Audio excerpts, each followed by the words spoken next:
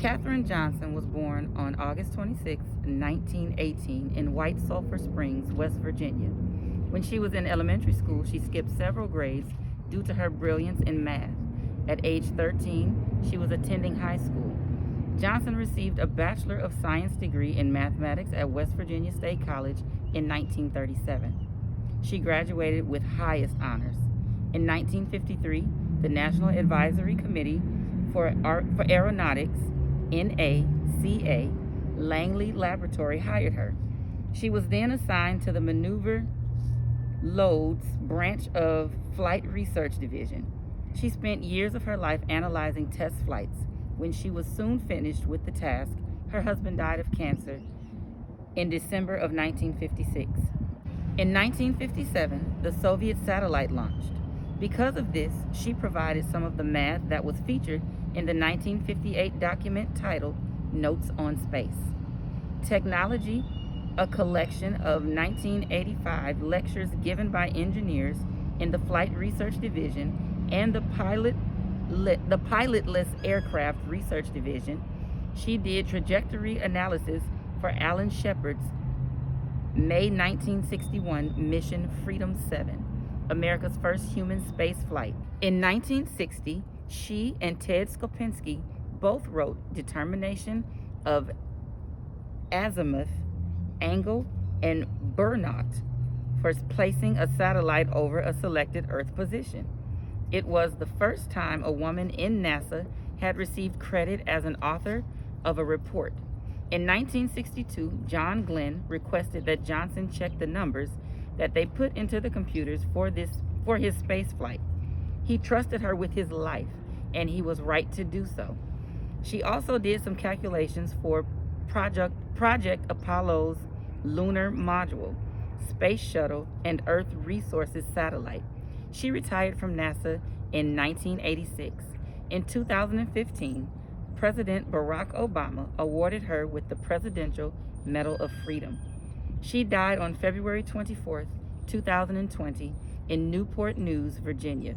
Katherine Johnson was an incredible woman who spent her life trying to safely get Americans to space. Not only did she do that, but she helped break the segregation at NASA.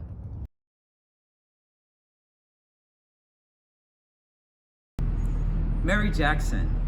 Mary Jackson was born on April 9, 1921 in Hampton, Virginia. In 1942, she graduated from Hampton Institute with a dual degree in math and physical science. Mary had 3 jobs before she started work for NASA. She was hired to work at the Langley Memorial Aeronautical Laboratory, segregated West Area Computing Section in 1951. She worked under the group supervisor, Dorothy Vaughan. After 2 years of working there, she was given the opportunity to work for an engineer, Casimir Karnecki. He provided her with hands-on experience and even suggested that she enter a training program that would allow her to become an engineer. However, these classes were taught at an all-white school, so she was required to receive permission from the city of Hampton to join her white peers in the classroom. The city of Hampton granted her permission, and so she completed the courses. She became the first Black female engineer at NASA. In 1979, she left her position to fill the open federal women's program manager position at Langley. She retired in 1985. One of her achievements was the Apollo Group Achievement Award. Mary Jackson died on February the 11th, 2005 in Hampton, Virginia.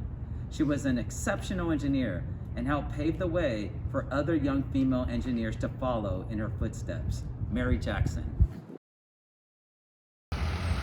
Dorothy Vaughan. Dorothy Vaughan was born in September 20th, 1910 in Kansas City, Missouri. In 1929, she went to Wilberforce University, where she earned a Bachelor of the Arts degree in mathematics. She was hired by NASA in 1943. She worked in the Langley Memorial Aeronautical Laboratory. Since Jim Crow law were still in place, all African American women from whom NASA hired were required to work separate from the white women who did the same jobs. The African American women contributed to all areas of research at Langley. In 1949, Vaughn was visibly promoted to the lead of the group. The promotion gave her laboratory wide visibility. She worked with her other white computers on a compelling handbook for calculating machines. She even helped her white counterparts get promotions that deserved it.